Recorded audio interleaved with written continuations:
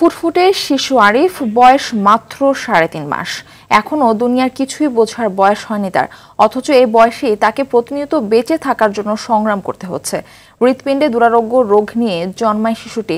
পরিবারের পক্ষে চিকিৎসা ব্যয় মেটানো সম্ভব না, তাই বিত্তবানদের সহায়তার দিকে তাকিয়ে তারা। কেরানীগঞ্জ প্রতিনিধি এমজি রাজু আহমেদের সহায়তার তানজিনা তাসনিমের রিপোর্ট।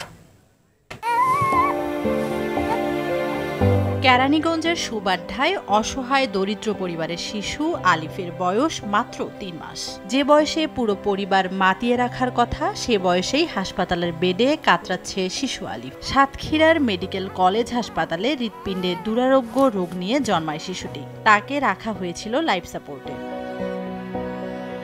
৩ মাস ধরে ছেলেকে নিয়ে ঢাকার কয়েকটি হাসপাতাল দৌড়াতে দৌড়াতে অসহায় পরিবারটি এখন নিঃস্বপ্রায়। ডাক্তাররা জানান দ্রুত শিশুটিকে অস্ত্রোপচার প্রয়োজন, যা বেশ জটিল। অস্ত্রোপচারের জন্য তাকে নিতে হবে ভারতে। রোগী তো ওইখানে সিজার হয়েছিল, পরে হার্টের অবস্থা মানে এত খারাপ, মানে সিঙ্গেল ভেন্ট্রিকেল, এবং এর হার্টের যে সমস্যা, এখানে হার্ট ফাউন্ডেশন ডাক্তাররা যারা দেখছেন তারা বলছেন যে এই রোগীর চিকিৎসা করতে ১২-১৪ লক্ষ টাকা লাগবে, এবং এটা বাংলাদেশে সম্ভব না।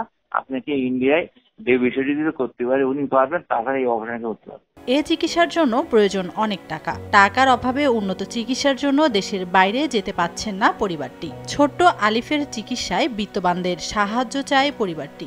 যদি আমার বাচ্চাটার জন্য একটু কেউ যদি আগায় আসেন, তাহলে আমার বাচ্চাটা নিয়ে আমি দেশের বাইরে নিয়ে চিকিৎসা করতে পারবো। দয়া করে আমার বাচ্চাটা সাহায্যের হাত বাড়াই, আমার বাচ্চাটা যাতে পৃথিবীতে থাকতে পারে। ডাক্তারে বলেছে যখন তখন সমস্যা হতে পারে।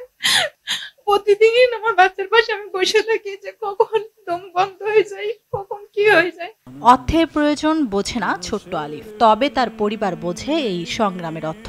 যেভাবেই হোক বাঁচাতে হবে নিজের নারী ছেঁড়া ধনকে। তাই তো শেষ ভরসা হিসাবে সহযোগিতা চেয়েছে পরিবারটি। সহযোগিতা পাঠানো যাবে এই ব্যাংক হিসাব ও বিকাশ নম্বরে। একটু সহানুভূতি কি মানুষ পেতে পারে না? তানজিনা তাসনিম, RTV।